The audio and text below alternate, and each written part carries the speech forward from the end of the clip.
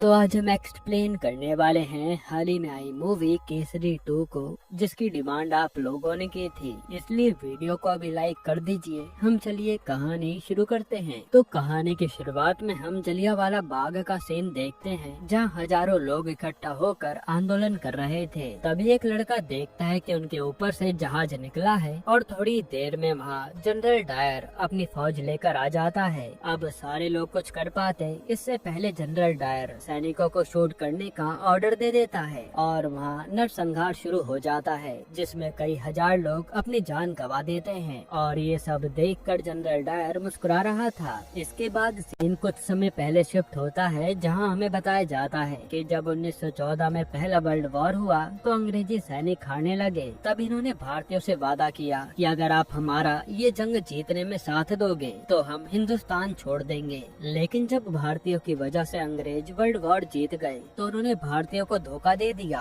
और उल्टा उन्हीं पर जुर्म करने लगे। वहीं इस पर जब कृपाल सिंह नाम के एक आंदोलनकारी, जो कि एक कॉलेज में प्रोफेसर भी थे, उन्होंने आवाज उठाई कि अंग्रेज अपनी बात से पलट गए हैं। तब अंग्रेजों ने उल्टा कृपाल सिंह को फंसाने का सोचा कि क्यों न उन्हें जेल करवा दिया जाए, जिससे सब चुप हो जाएंगे। तब पंजाब का गवर्नर माइकल और डायर अपने एडवाइजर तीरथ सिंह से मिलता है, जो कि एक भारतीय था, और पूछता है कि इस कृपाल सिंह को जेल कैसे करवा सकते हैं। तब तीरथ सिंह कहता है कि मेरी नजर में एक वकील है, शंकरन नायर, वो आज तक एक भी केस नहीं आ रहा और वो आराम से कृपाल सिंह को जेल करवा देगा। जिसके बाद तीरथ सिंह जाकर मिस्टर नायर को अंग्रेजों की तरफ से हायर करता है और बताता है कृपाल सिंह ने हम पर केस कर रखा है, लेकिन हमें उसे को जेल में डलवाना है, जिस पर नायर मान जाता है। इसके बाद हमें कोर्ट का सीन दिखाते हैं, जहाँ यही केस चल रहा था। तब नायर ऐसी ऐसी दलीलें जज के सामने रखता है जिसे सुन सब हैरान हो जाते हैं। वो बताता है कि कुछ समय पहले एक अंग्रेजी सैनिक बम धमाके में मारा गया था और बम बनाना कृपाल सिंह को ही आता है, जो वर्ल्ड वॉर में भी लड़ चुके हैं। यहाँ वो ये प्रूफ कर देता है कि कृपाल सिंह ने ही वो बम बनाकर कुछ लड़कों को दिया था और फिर उन्होंने उस अंग्रेजी सैनिक को बम से उड़ा दिया। इससे कृपाल सिंह को जज कुछ समय के लिए जेल की सजा सुना देते हैं। वहीं जाते जाते कृपाल सिंह नायर से कहता है कि तुम वकील अच्छे हो पर गलत लोगों की तरफ से लड़ रहे हो, जिस पर नायर ज्यादा ध्यान नहीं देता। इसके बाद हम नायर की बीवी को देखते हैं, जहां माइकल आकर बताता है कि आपने हमें जीत दिलवाई है, इसलिए हमारे सर आपको सर की उपाधि देना चाहते हैं। ये सुनकर नायर बहुत खुश होता है, क्योंकि इससे सब उसकी इज्जत करेंगे। अब अगले दिन एक तरफ तो नायर को सर की उपाधि दी जा रही थी, वहीं आज ही के दिन जनरल डायर ने जलियांवाला बाग में नरसंहार मचा दिया था और कई हजार लोगों ने अपनी जान गंवा दी थी। हालांकि हम देख पाते हैं कि वहाँ सारे सैनिकों के जाने के बाद सिर्फ एक ही लड़का बचा था, जो इतनी लाशें देखकर बस रोए जा रहा था। अब ये कांड करने के बाद माइकल जनरल डायर को अकेले में मिलने के लिए बुलाता है और उसे डांटने लगता है कि तुमने ये क्या कर दिया। अगर ये बात बाहर आ गई तो सारे भारतीय हमारे विरुद्ध हो जाएंगे और हमें कोई बचा नहीं पाएगा। जिसके बाद माइकल तीरथ से जाकर जलियांवाला बाग की खबर को दबा देने के लिए कहता है और तीरथ कई सारे सैनिक भेजकर हर अखबार को जला देता है, जिसमें जलियांवाला बाग की खबर थी, यानी अब ये बात कभी बाहर नहीं आएगी। इसके बाद तीरथ आकर डायर से बताता है कि आपने जो कांड किया है उसके बाद शमशान में भी लाशें जलाने के लिए जगह कम पड़ गई है, अब क्या करें। जिस पर डायर कहता है कि चुपचाप बची कुची लाशों को नालों में फिकवा दो, कोई सबूत नहीं बचना चाहिए। ये देखकर तीरथ भी हैरान था कि इसे जरा सा भी पछतावा नहीं है। इसके बाद जब मरे हुए लोगों के घर वाले अंग्रेजों के खिलाफ आवाज उठाने और सच सामने लाने की कोशिश करते हैं तो अंग्रेजी सरकार उनके मुंह बंद करवाने के लिए 25 रुपए मुआवजा देने लगती है और उनसे एक डॉक्यूमेंट पर अंगूठा लगवा लेती है कि हमें अंग्रेजों से कोई भी शिकायत नहीं है। हालांकि अभी भी कुछ लोग अंग्रेजों के खिलाफ आवाजें उठा रहे थे, जो देखकर तीरथ माइकल से कहता है कि इन लोगों का मुंह बंद करने के लिए हमें एक कमीशन बैठानी चाहिए, जिसके सारे मेंबर्स हमारे पक्ष में फैसला सुनाएंगे। बस लोगों को लगेगा कि ये लोग सच का साथ दे रहे हैं, जिससे बात यही दब जाएगी। तब एक वाइसरॉय कमीशन का गठन होता है और उसमें इन लोगों ने नायर को भी शामिल किया था, क्योंकि नायर भी अंग्रेजों का साथ दे रहा था। अब हम नायर को देखते हैं, जो जब उस कमीशन की मीटिंग में आता है तब वो उसी लड़के को गेट पर देखता है जो जलियांवाला बाग में बच गया था, और वो एक पोस्टर लिए खड़ा था जिसमें दिखाया गया था कि अंग्रेजों ने नरसंहार कैसे किया था। इसके बाद नायर कमीशन के साथ मीटिंग करता है तो यहाँ सब कहते हैं कि जनरल डायर ने उन लोगों पर इसलिए गोली चलवाई थी क्योंकि उन सबके पास हथियार थे, जिस पर नायर सवाल करता है कि जब उन लोगों पर हथियार थे तो आखिर कितने अंग्रेजों को गोली लगी। इस सवाल का वहाँ के लोगों पर कोई जवाब नहीं था। ये देखकर नायर समझ जाता है कि अंग्रेजी सरकार ही गड़बड़ कर रही है और सच दबाने की कोशिश की जा रही है, लेकिन वो इस पर कुछ भी कहता नहीं। फिर वो सीधा तीरथ से आकर मिलता है और पूछता है कि आप लोग ये सच क्यों छुपा रहे हैं। तभी वहाँ पर डायर आ जाता है और डायर की हरकतों से नायर समझ जाता है कि ये इंसान भारतीयों से कितनी नफरत करता है। वहीं उसे जानिसार नाम का एक आदमी भी मिलता है जो पहले सैनिक था, पर डायर के कारण अब वो ठीक से चल भी नहीं सकता। यानी ये बात साफ थी कि ये डायर बहुत खतरनाक आदमी है। फिर वहाँ से जाते समय नायर को वही लड़का दिखता है जो पोस्टर लिए खड़ा था। तब पास के सैनिक से पूछने पर पता चलता है कि इस लड़के के घर वाले उस दिन मारे गए थे। तब से ये लड़का बस न्याय चाहता है, जो सुनकर नायर को बहुत बुरा लगता है। फिर उस रात नायर को नींद नहीं आती और वो बस उसी लड़के के बारे में सोच रहा था। फिर अगले दिन वो सीधा उसी लड़के से मिलने पहुंच जाता है। यहाँ नायर उसे समझाता है कि बेटा तुम आंदोलन छोड़ दो और स्कूल में जाकर पढ़ाई करो। मेरा खुद का स्कूल है, तुम कहो तो एडमिशन करा देता हूँ। लेकिन वो लड़का कहता है कि मैं, मेरी माँ और बहन हम सब आंदोलन करने गए थे, लेकिन वहाँ अंग्रेजों ने बिना वार्निंग दिए मेरे सभी घर वालों को मार दिया। ऐसे में मैं पढ़ लिख कर क्या ही करूँगा। ये अंग्रेज तो ऐसे कभी देश को आजाद नहीं करेंगे। साथ ही वो अपने बनाए पोस्टर भी नायर को दिखाता है कि कैसे उन अंग्रेजों ने हमारे लोगों को मारा है, और ये देखकर नायर की भी रूह कांप जाती है। अब रात को सारे कमीशन के लोग पार्टी कर रहे होते हैं, पर वहाँ नायर का जरा भी मन नहीं लग रहा था। फिर जब वो वॉशरूम जाता है तो उसे अंदर जाने ही नहीं दिया जाता और वहाँ बोर्ड पर लिखा था dogs and Indians are not allowed. ये देखकर नायर को काफी बुरा लगता है, पर वो चाहकर भी कुछ नहीं कर सकता था। अब अगले दिन कमीशन के डिसीजन का समय था, जहाँ सारे अंग्रेज तो डायर को नॉट गिल्टी मानते हैं कि उसने कुछ भी गलत नहीं किया। वहीं नायर डायर को गिल्टी बताता है। हालांकि डायर के लिए नॉट गिल्टी के वोट ज्यादा थे, इसलिए डायर के ऊपर से कार्रवाई हटा दी जाती है और ये देखकर नायर को बहुत गुस्सा आता है। तभी तीरथ उसे कहता है कि अंग्रेजों से पंगा मत लो वरना मुसीबत में पड़ जाओगे, जो सुनकर नायर भी चुप हो जाता है। अब अगले दिन नायर को एक खबर मिलती है और वो जब उसी लड़के के घर जाता है तो पता चलता है कि लड़के ने अपनी नस काट कर अपनी जान दे दी। ये देखकर नायर का दिल टूट जाता है और उसे वहीं खड़ी एक लड़की दिलप्रीत नोटिस करती है। फिर जब नायर ये शहर छोड़कर अपने शहर जा रहा था, तभी दिलप्रीत उसके पास आकर कहती है कि आप मेरी इंस्पिरेशन थे और मुझे आपके जैसा ही वकील बनना था, पर आप भी अंग्रेजी सत्ता के आगे झुक गए। इस तरह से दिलप्रीत नायर को खूब सुनाती है। अब नायर कहता है कि मैं अकेला इन अंग्रेजों के खिलाफ कुछ भी नहीं कर सकता, इसलिए अच्छा यही होगा जो चल रहा है चलने दो। फिर वो जाकर अपनी बीवी के साथ ट्रेन में बैठ जाता है। इसके बाद हमें 2 दिन बाद का सीन दिखाते हैं, जहां दिलप्रीत सीधा डायर के खिलाफ कोर्ट में केस कर देती है। और जब ये बात माइकल को पता चलती है तो वो काफी घबरा जाता है, क्योंकि ऐसे में ये बात सारे भारतीयों को पता चल जाएगी और वो लोग बगावत पर उतर आएंगे। इसलिए माइकल तीरथ से कहता है कि हमें कैसे भी करके इस केस को पहली हियरिंग में ही खत्म करना होगा। पर यहाँ प्रॉब्लम थी जज मैकार्डे की, जिसे हिंदुस्तानियों से सिंपैथी थी, इसलिए उसके सामने कोई धोखाधड़ी भी नहीं कर सकते और इन्हें सही तरीके से केस को जीतना होगा। अब हमें सीधा कोर्ट का सीन दिखाया जाता है, जहाँ डायर को लग रहा था कि दिलप्रीत छोटी सी वकील है जो मेरे वकील के सामने टिक नहीं पाएगी, लेकिन जज के सामने दिलप्रीत आते ही अनाउंस करती है कि मेरी जगह ये केस मिस्टर नायर लड़ेंगे, जो सुनकर सबके होश उड़ जाते हैं। फिर हमें फ्लैशबैक का सीन दिखाते हैं, जहाँ नायर ने ट्रेन में सोच लिया था कि उसे डायर को सजा दिलवानी ही है, इसलिए वो सीधा वहाँ से जलियांवाला बाग जाता है और दिलप्रीत से कहता है कि अब हम मिलकर अंग्रेजी सत्ता को उखाड़ेंगे और उस डायर के खिलाफ केस तुम फाइल करोगी, क्योंकि अगर मेरा नाम सामने आया तो वो लोग हमें ठीक से सबूत इकट्ठे करने नहीं देंगे। जिसके बाद दिलप्रीत ऐसा ही करती है और फिर ये दोनों मिलकर डायर और अंग्रेजी सत्ता के खिलाफ सबूत इकट्ठे करते हैं। अब सीन प्रेजेंट में आता है और नायर जज से कहता है कि डायर ने सबसे कहा था कि 13 अप्रैल को कर्फ्यू वाले दिन जलियांवाला बाग में लोग दंगे कर रहे थे, इसलिए उन्हें सब पर गोलियां चलानी पड़ी।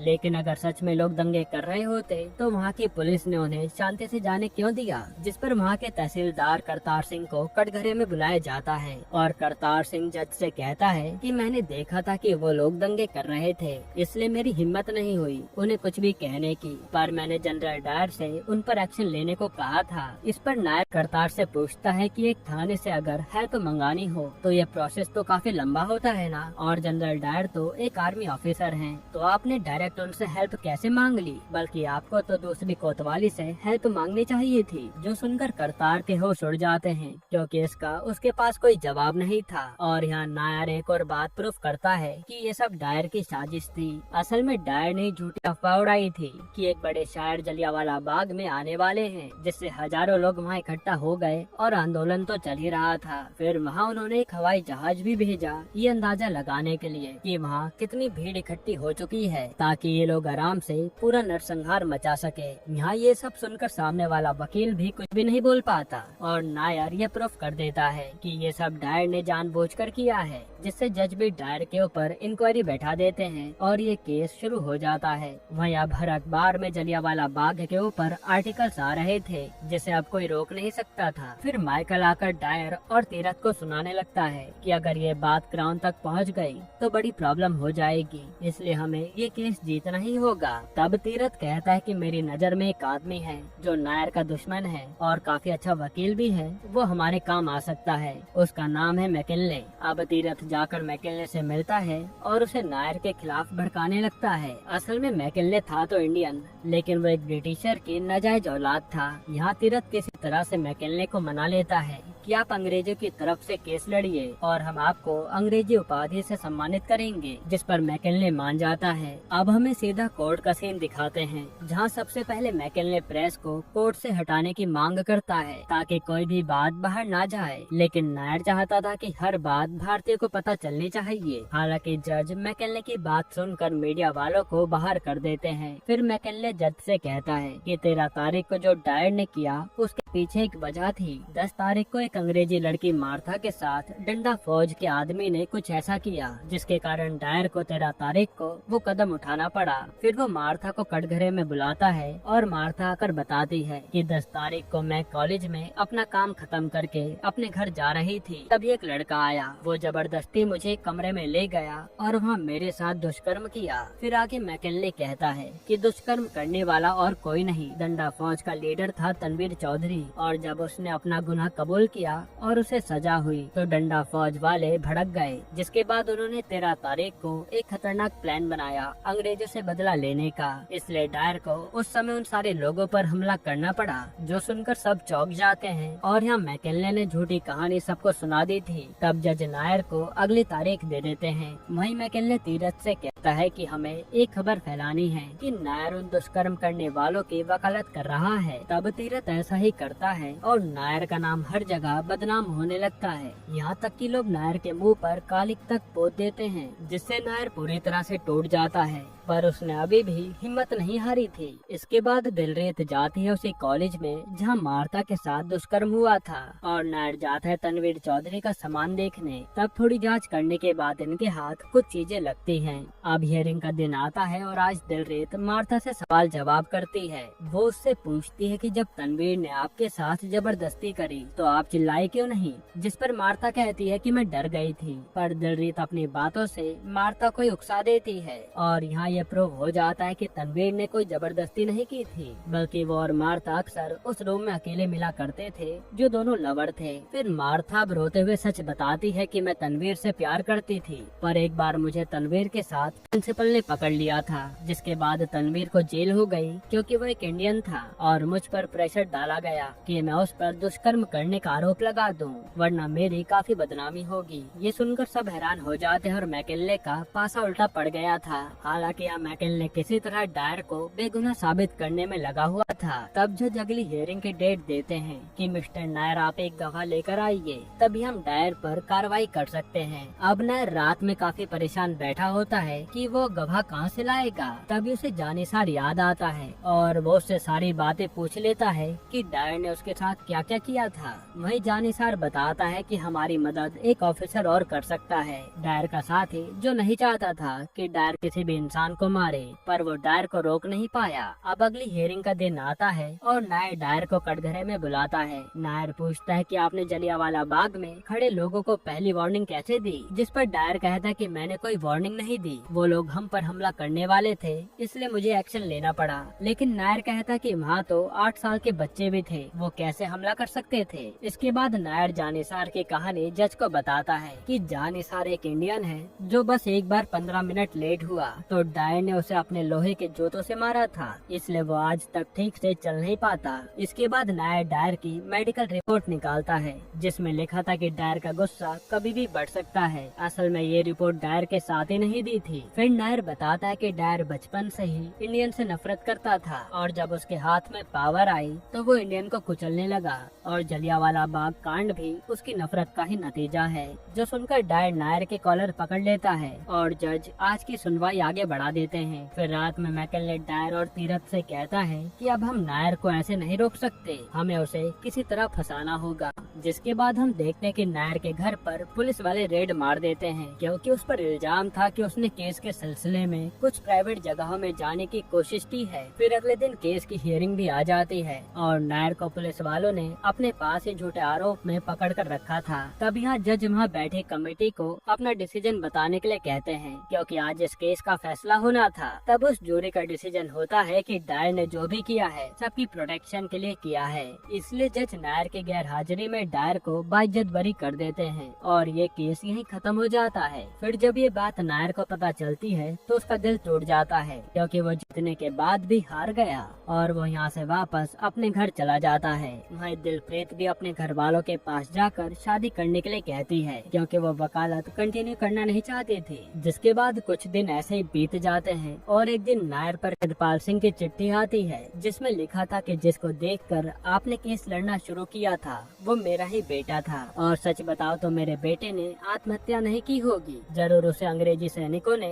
मारा होगा। जो पढ़कर नायर के होश उड़ जाते हैं। इसके बाद अगले ही दिन नायर सीधा दिलप्रीत के पास आता है और कहता है कि अब हम हाई कोर्ट में PIL डालेंगे, पर उनकी अर्जी डलते ही जज इस केस को डिसमिस कर देते हैं, जो देखकर नायर को बहुत गुस्सा आता है और वो जज को ही गाली सुना देता है। तब जज उसके ऊपर ही इंक्वायरी बैठा देते हैं कि अब तुम्हारी वकालत हमेशा के लिए खत्म करवा दूंगा। फिर हमें कुछ दिन बाद एक जज की ज्यूरी दिखाते हैं, जहाँ नायर के ऊपर इंक्वायरी बैठ चुकी थी और वहाँ कई सारे मीडिया वाले भी आए थे। तब जज कहते कि आप यहाँ सबसे सॉरी कहो और चुपचाप चले जाओ, अब तुम कभी वकालत नहीं कर पाओगे। तब नायर सबके सामने खड़ा होकर सॉरी कहता है कि मैं सच सामने नहीं ला पाया। आगे नायर कहता है कि मैं जलियांवाला बाग के बारे में भी बात करना चाहता हूँ और 70 बार काउंसिल रूल के तहत मैं ये साबित कर सकता हूँ कि मेरे ऊपर जो चार्ज लगे हैं वो गलत हैं। जिसके बाद यहाँ नायर उस ज्यूरी मेंबर को बुलाता है जिसने उस समय कोर्ट में डायर को गिल्टी कहा था, पर तब तक उस जज मैकर्डी को डायर ने खरीद लिया था, इसलिए उसने डायर को बाइज्जत बरी कर दिया।